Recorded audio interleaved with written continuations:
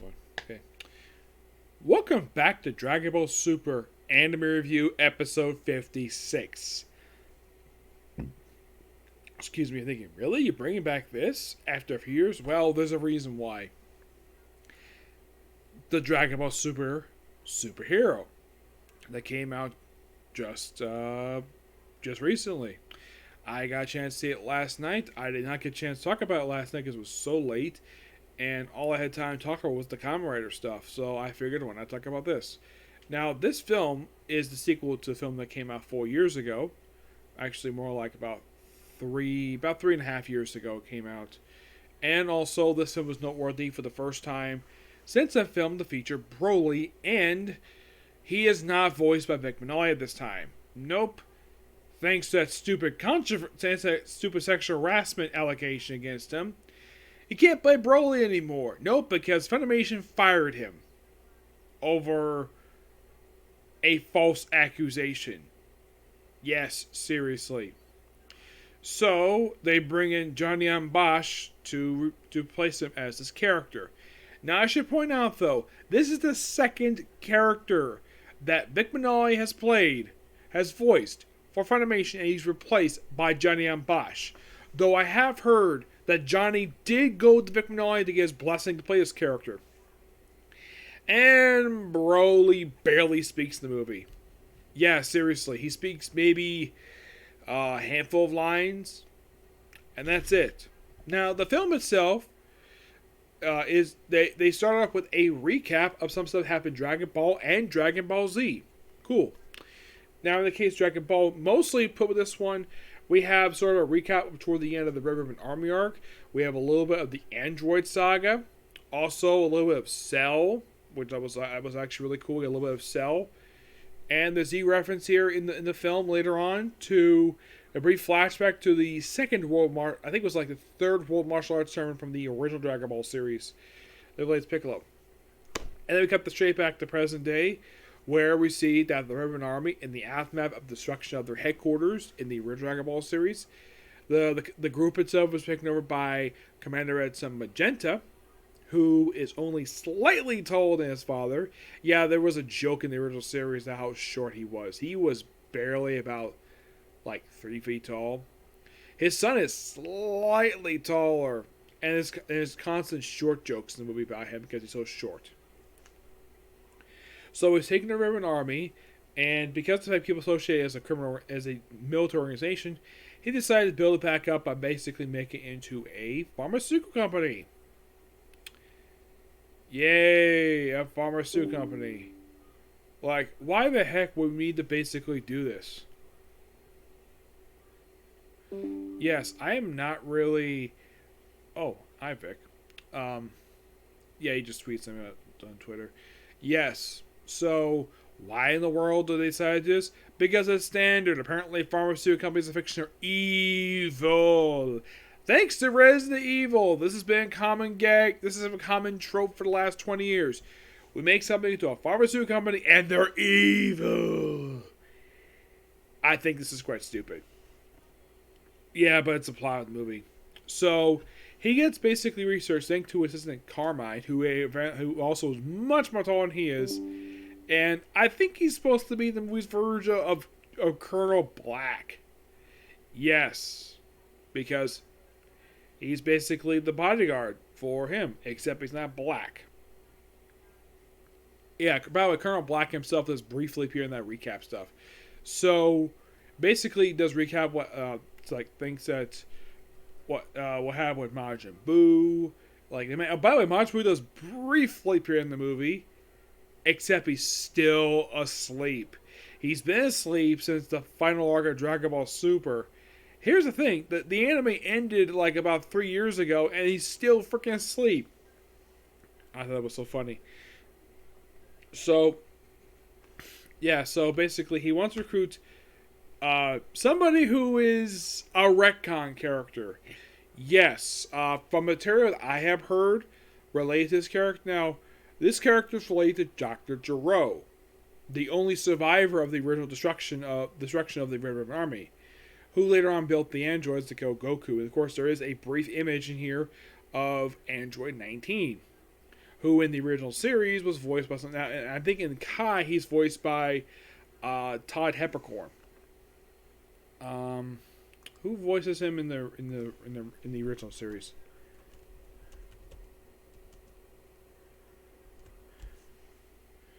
Let's see. Android 19. He is voiced in the original series by Philip Wilborn. Yes, that's who voices him in the original series. Also, we see brief images movie. Before I continue here, there's two people who they mention in the movie, but do not make a physical appearance. That being Frieza. Yes, Frieza makes a quick cameo. And Android 17. He is mentioned a couple times. Does not make an appearance. Do not know why, despite the fact he played a big role in the final arc of Super. You would think he played a role in this movie, but nope, he doesn't. So, okay, so they mentioned that Dr. Gero was married. Okay, that part I kind of knew because he had a kid. Now, apparently his wife, for some reason, the movie decided to use the image of Android 21. Yes, apparently that was his wife. Well, at least the original version of the character was, the person was. And, of course, it's been heavily rumored that Android 16 is based upon his late son. So, and it was mentioned his son is dead. Then if that's the case, then why the heck does he have a grandson, Dr. Hydro? Who, by the way, is a big fan of superheroes. I get the reason why they made it that way, because people love superheroes. It's been a big thing ever since, like, the MCU came about. Yep.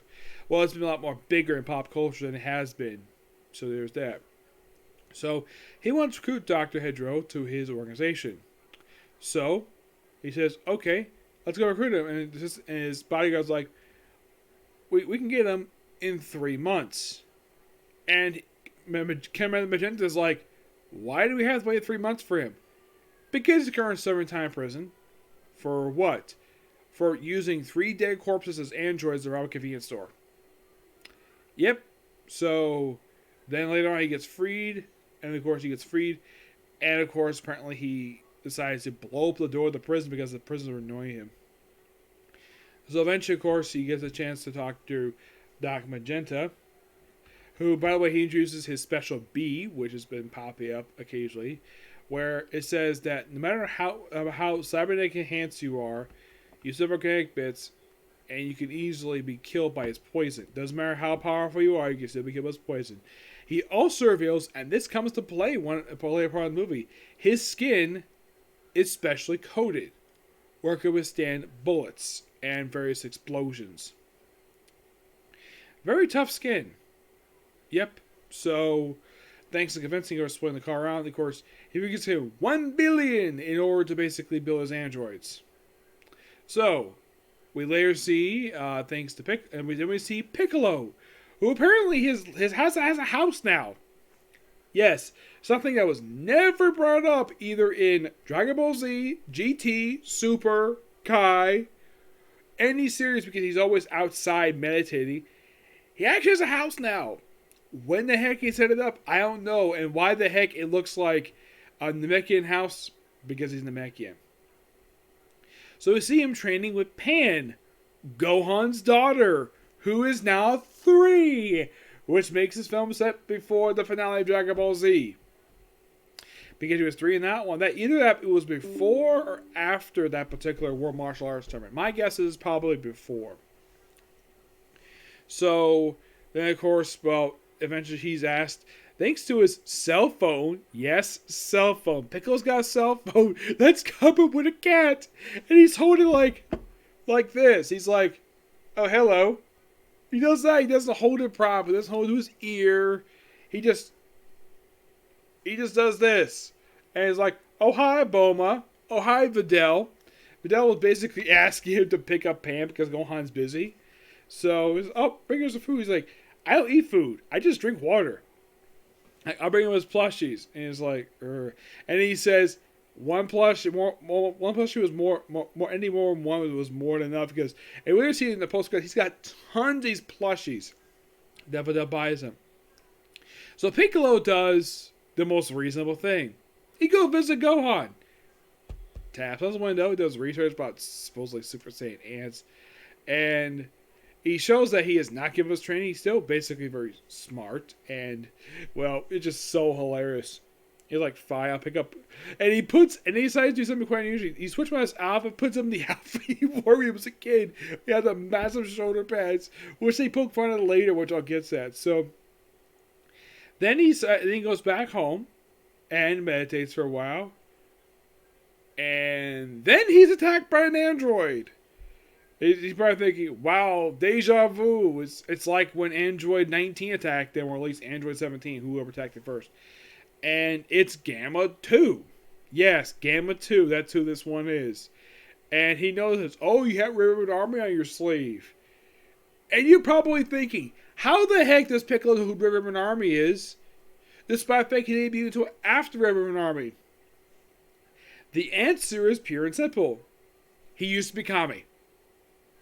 Yep, that's the reason why, which I can buy that. Given the fact that half of him was basically Kami, and Kami basically merged with Piccolo in order to basically become more powerful to fight Cell. Okay, so that makes sense. So he thinks the bad guy, apparently he's got a little ray gun with him, and he fights everyone, thinks he vaporized them, and of course he to follow him straight back to this very futuristic Red Ribbon Army base. We got the Red Ribbon Army robots. Oh, and by the way, it's revealed by Dr. Hydro that it was Magenta who basically suggested to put the Red Ribbon Army logo patch on their sleeve. It was his idea. And plus, he loves superheroes. Like, they're clearly at those organizations. And then Piccolo decides to disguise himself as one of the Ribbon Army soldiers. Now, this is interesting. Now, you might be thinking, has Piccolo ever disguised himself ever in Dragon Ball? The answer is nope. This is the first time. And does anybody question the fact that why 94 is bigger than he was? So, in order to draw out Gohan, because Goku is off Earth, yeah, it's true, Goku is training with Vegeta and Broly, yes, Broly, on Beerus' planet. Also, he apparently brought Beerus' companions with him. And then, by the way, when Beerus meets Cheel, who is Beerus' female companion, it's revealed apparently by Whis that he's got a type. So, his type is her. So, it's implied he's in love with the woman who's got a thing for Broly. It was implied in the original that she had a thing for Broly just by looking at him. Yeah, it was very heavily implied that she had a thing for him. And I'm sure she probably is very... She's like... And she's basically... Because he's holding her hand like, oh, you must be Lord Beerus. And he's like, that is correct. I thought this was so funny. And the other guy, basically, who's the cook, and he eats all the food. And, of course, Leonard's like, oh, we need some dessert. Have some ice cream. Okay. And then have Vegeta and Goku have a non-transform, no-energy fight. You know, no energy blast. Just power moves with their body and flight. And by the way, this fight goes on for 4 hours. Yes, seriously, 4 freaking hours. And this is the reason why they're not in the main story. So this is actually the second time Goku would take part in a major fight like this. First time since the Garlic Jr. saga this has happened. But that was original. This is actually canon.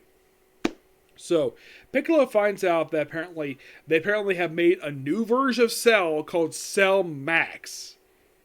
Who, based upon appearance later on, they show him, he's actually based on the imperfect Cell. Not sure why they chose that one for. What, they couldn't use the perfect Cell? Not sure why. So, then they wanted to kidnap Pan and the drow Gohan because Goku's off Earth. So Piccolo, as number 94, volunteers to go with I think it was like 17, I think it was, to go get Pan. And she's at preschool, because of course she is.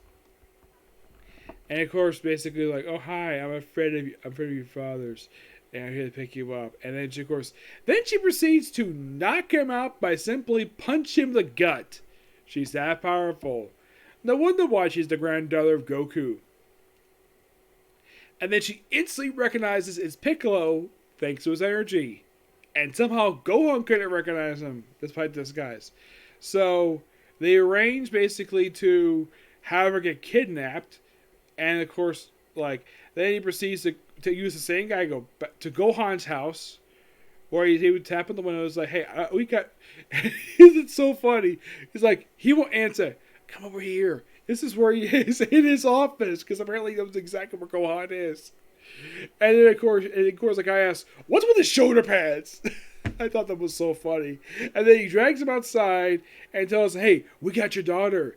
And then he gets powered up so much, it creates a crater from his house that causes us to tip over. Which, by the way, there's a funny bit at the end where Videl, when she comes home from her shopping trip, and she comes home to see her house like this, she is shocked beyond belief the fact her house is like this. And I'm thinking, she's probably going to yell at Gohan for basically nearly wrecking their house. And of course, 17 is like, wow, this is a very nice looking house. Yeah, it is. Which makes this... Now, here's the thing about this house. This house popped up a few times in Dragon Ball Super. This actually is the first time since the end of Super it's actually appeared. So they briefly fight, and then of course they bring Gohan to the Ribbon Army headquarters, and he gets powered up, fights the goons, fights Gamma 1, and fights it for a while. Oh, before this, Piccolo goes out and gets some senzu beans from Korin. Yes, who's once again voiced by Christopher Sabat.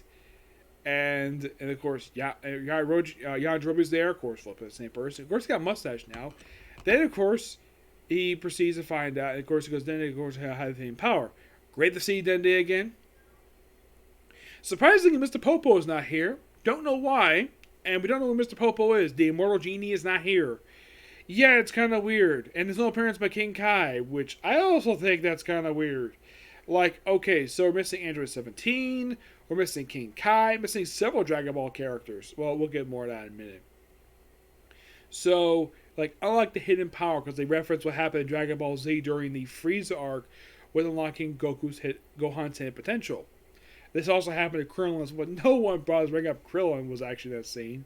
So, Dende basically says he does have the power, but it hasn't activated yet to reach a certain age. He's like, damn. He's like, wait, how about the Dragon Balls? Use Shinron.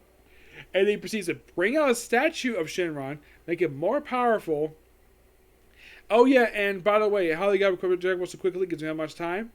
Simple. Bulma's been gathering them. Apparently, it's a priority of the Capsule Corporation to get the Dragon Balls. The reason? I'll get to that. So, and of course he activates, he summons Shinron, and Shinron's like, oh, it's you, Piccolo. And here's the thing. This is Christopher Sabat talking to Christopher Sabat, because both characters are voiced by him. So, by the way, we have a total of about, I think it's like 4 characters who are voiced by Sabat who appear in this, like 5 characters. Yeah, Piccolo, Shinron, Korin, and Vegeta. 4 characters who are voiced by Christopher Sabat in this movie. I'm sure Sabat is like, wow, I have a lot of work to do for this movie because if you see this movie, clearly Sabat is holding this movie by himself with the help of Cal Herbert, who's reprising his role as Gohan. Sean Temple doesn't do very much at all, or Johnny on Bosch, or Ian St. Clair as Whis, or the other voice actors. Of course, yes, you have Monica Real back as Bulma. So basically, Piccolo does inform Bulma about what's been going on with this and try to contact Whis, but can't get hold of him because of the ice cream stuff, obviously. So they bring up the Dragon Balls, and unlike the hidden power, it's like, oh, okay, of course, have the mirror. And then apparently it's revealed why Bulma's being the Dragon Balls. Cosmetic surgery. Yes, fix up her butt, fix up her wrinkles, and that's it. And of course, Sharon's like, fine, whatever, I'll take care of it. No problem. Here you go. Bye. Seems like you're so bored because apparently this happened more than once. It's so funny. And this is Monica Real basically doing this character. And at least got to praise the fact she got a lot more screen. She's got a good amount of screen time in this movie, surprisingly. And also, her copter makes a return. Which I believe this is the first time it's been seen since Dragon Ball Z. Because this copter, as far as I remember, Actually, it did pop up in Super briefly at the start, but I don't think it appeared ever again. So then he proceeds the whole thing with Gohan. Then, of course, Gohan is brought to base. Of course, he uses this little power thing. Battles Gamma 1 for a while, battles Gamma 2. They fight for a while, and they realize, oh crap, we got the wrong information. And then Magenta basically is like, screw this. So he's like, go to activate Cell Max. And Bulma decides to recruit Earth's mightiest warriors, the ones who are still around. And who should she recruit? Krillin, 18, Goten, and Trunks, who apparently, for some reason, now look like their GT counterparts. Yes, for some reason, they basically just miraculously grew up since the events of Super, because they look exactly the same a lot of the time. Here, they're like the way they are in GT for some reason. Not sure why, though at least Gohan is not wearing the... from what I can tell for Goten, it seems like he's wearing a similar outfit that his mother likes to wear. Trunks, you might be thinking, does he wear his future counterpart outfit? No, he doesn't. He does wear a similar attire he did in GT. I'm not really sure exactly why they dressed him this way for it, but they did. Also, where is his sister? Did the creators of this movie forget the fact he has a sister? Apparently he did. I'll get to more of that soon. So, the Broad in the fights, by the way, Magenta himself, Dr. Hydro basically chases him down, and he thinks he should, but nope, he's fine. And of course, he kills him with his B. And Cell Max Unleashed. And you have a big humongous fight with all the heroes. And of course, Gamma 1 and 2 fight them too. And then Gamma 2 basically breaks Cell Max's arm. And then we have Piccolo. Of course, Krillin remembers, oh yeah, why'd you go giant size? Like, what? You went giant size with martial arts, Severance? And when I saw it in theaters, like, oh crap, he did do that in the final arc of Dragon Ball. He went giant size. And he went giant size to fight Cell Max, who is huge. And he's like, oh yeah, this I think he's this big. It's a bluff. He's not that much powerful just because he's bigger. Also, he becomes what we refer to as Orange Piccolo. Yes, Orange Piccolo. Yes, seriously, Orange Piccolo. And they brawl for a while. Of course, Gohan basically uses the potential. And then he does that. And of course, he uses his own special camera. He doesn't basically say special camera, but clearly it is. He just does this. By the way, in case you're curious, though, he just does this, like, he just builds it up. And he says, special beam cannon, uses fingers. It's finger beams. Yes, finger beams. And then Gohan, like, use whatever we want. So basically, by the way, we also have a failed fusion attempt of Trunks and Goten because it's been a while. And of course, they screw up. And they bop on top of Cell's head with what does crack it, but doesn't completely break him. But Gamma 2 does destroy one of his arms, which ends up killing him anyways. And of course, Dr. Hydro, he does survive the events of this. And of course, Gohan basically thanks to a brawl with everybody fighting him for a while. And then Gohan unleashes a special beam cannon. Yes, seriously. And of course, Piccolo's like, what was that move we just did? The special beam cannon. I've been practicing in my spare time. Like, okay. So Max been destroyed. Awesome. Yep. And of course, well, Dr. Hydro just offers, he thinks he's turn to the police. Like, no, I don't think it's necessary. Pretend this never happened. And then he's just, he has, Bulma, can I work for you? She's like, sure. Providing you give me some intel about that special skin stuff. And of course, Gamma can work as security. Probably they change the tires, of course, but not much of an issue at all. And all that settled. By the way, Piccolo does point out that, man, the last time I saw you two were smaller. And of course, they bring up the fact, growth spurt. Yes, that's the reason why these Saiyans stay small for so long, and all of a sudden they get a growth spurt. That's the reason why they're bigger. I'm like, okay, interesting. And Piccolo goes back to his house. Of course, you do see in the post-credit, during the credits, see the whole, like, plushies thing, Videl seeing her house, which he's probably mad at Gohan for.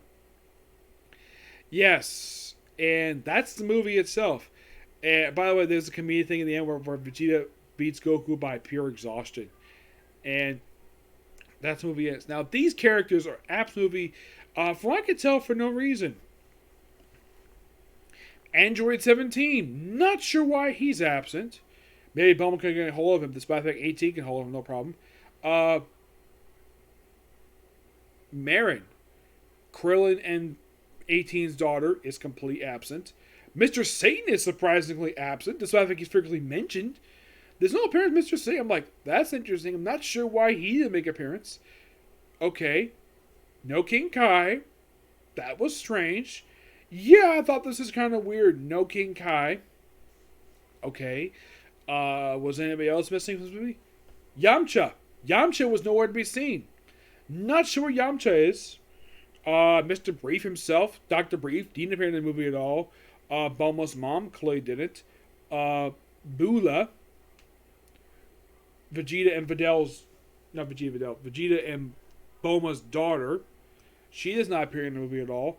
Yes, as far as I can tell for that one, there's no explanation why she doesn't.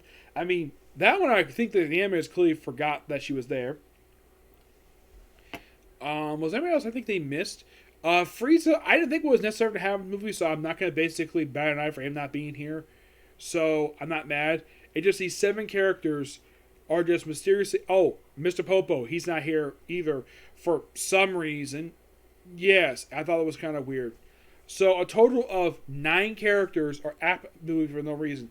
Oh, they do mention the multi-universe tournament arc, and they mention Jiren. Yeah, if Jiren gets mentioned a couple times throughout the movie, during conversation between Vegeta and Goku. Yep, and of course, they do mention about Broly's anger, trying to go under control. Fine, whatever. So, yeah, when it comes to 9 characters, I think it was all a good movie. I do agree with the criticism with Max being a lackluster villain. Yeah, he was just there just for the final battle. That's simple, the whole point of him. I think the story is great. I think the callbacks to the original series are great. And it's a great access point, like, oh, we know this little particular stuff. Well, you probably have to do some initial info about these other arcs people might be curious about. Maybe. But you have to go through stuff like Emperor Pilaf and a bunch of other stuff and really get to this type of stuff. There's a lot of stuff for Dragon Ball. But good movie overall. Now, you're probably thinking, what about the change of animation? Well, only one character is rendered in traditional 2D animation. That's Shenron. He's the only one who actually is. Krillin is a couple times. There are some characters when they're not moving in the 3D, they're actually in the traditional animation.